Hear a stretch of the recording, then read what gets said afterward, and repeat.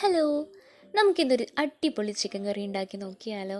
പ്രത്യേകിച്ച് ബാച്ചിലേഴ്സിനാണ് കേട്ടോ ഈ റെസിപ്പി ഏറ്റവും കൂടുതൽ ഹെൽപ്ഫുൾ ആവുന്നത്. ഭയങ്കര ഈസിയാണ്, അതേപോലെ ഭയങ്കര ടേസ്റ്റിയുമാണ്.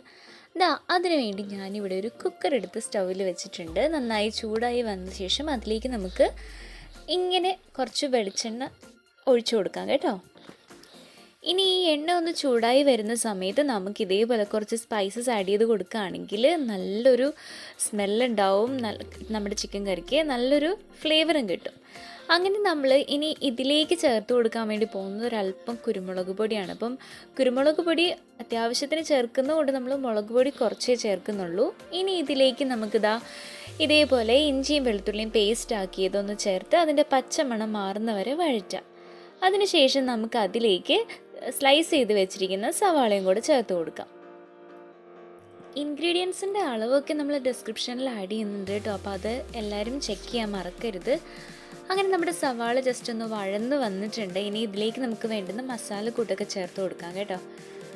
അങ്ങനെ അല്പം മഞ്ഞൾപ്പൊടി ഞാൻ ചേർത്ത് കൊടുത്തിട്ടുണ്ട്. പിന്നെ ആവശ്യത്തിന് മല്ലിപ്പൊടിയും പിന്നെ മുളക് പൊടിയും കൂടെ ചേർത്ത് നമുക്ക് നന്നായിട്ടൊന്ന് മിക്സ് ചെയ്തെടുക്കാം. ഈ പൊടികളുടെയും പച്ചമണം മാറുന്നവരെ നമുക്ക് നല്ലോണം വഴറ്റിയെടുക്കാം കേട്ടോ. ഇനി ഇതിലേക്ക് ഞാൻ ചേർത്ത് കൊടുക്കുന്നത് ഗരം മസാല പൗഡറാണ്. പിന്നെ അല്പം ഉപ്പും കൂടെ ചേർത്ത് കൊടുക്കുന്നുണ്ട്. ഇനി നമുക്ക് ഈ ഗ്രേവി ഒന്ന് തിളപ്പിക്കാനായിട്ട് അല്പം വെള്ളം കൂടെ ഒഴിച്ചു കൊടുക്കാം. ഇനി നമ്മൾ ചിക്കൻ മസാലയാണ് ജസ്റ്റ് ഒന്ന് ചേർത്ത് കൊടുക്കുന്നത്. ഇനി ഇതൊന്നും നമുക്ക് നല്ലോണം കുക്ക് ചെയ്തെടുക്കാം. ഒരു 3 വിസിൽ കേൾക്കുന്നതോടെ വരെ വേവിച്ചാൽ മതിയാവും. പിന്നെ അതിലേക്ക് നമുക്കിനി കഴുകി വൃത്തിയാക്കി വെച്ചിരിക്കുന്ന ചിക്കനും കൂടെ ചേർത്ത് കൊടുക്കാം. ഫസ്റ്റ് ഗ്രേവി നല്ലോണം വെന്ത് കിട്ടാൻ വേണ്ടിയിട്ടാണ് കേട്ടോ നമ്മൾ അങ്ങനെ ചെയ്തത്. ഇനി നമ്മൾ അരിഞ്ഞു വെച്ചിരിക്കുന്ന തക്കാളിയും കൂടി ഇതിലേക്ക് ചേർത്ത് കൊടുക്കുന്നുണ്ട് ഈ ചിക്കനോടൊപ്പം. ചിക്കൻ ആയിക്കോട്ടെ ബീഫ് ആയിക്കോട്ടെ നമ്മൾ ഈ തക്കാളി ചേർത്ത് വെക്കുമ്പോൾ ഒരു പ്രത്യേക ടേസ്റ്റാണ് കേട്ടോ. ഇനി നമ്മൾ ആവശ്യത്തിന് വെള്ളം വേണമെങ്കിൽ ഇതിലേക്ക് ചേർക്കാം, ഗ്രേവിയുടെ തിക്നെസ് അനുസരിച്ചിട്ട്. പിന്നെ അതേപോലെ തന്നെ ഉപ്പും ഒക്കെ നോക്കിയിട്ട് ഈ സമയത്ത് ചേർത്ത് കൊടുക്കാം കേട്ടോ. ഇനി ഇതിലേക്ക് ഒരു സ്പെഷ്യൽ ഇൻഗ്രീഡിയൻറ്റ് ഞാൻ ചേർത്ത് കൊടുക്കുന്നുണ്ട്. ഇതൊരു ഓപ്ഷനിലാണ്. ഞങ്ങളുടെ നാട്ടിലിത് സർവ്വസുഗന്ധി എന്നാണ് ഈ ലീഫിന് പറയുന്നത്.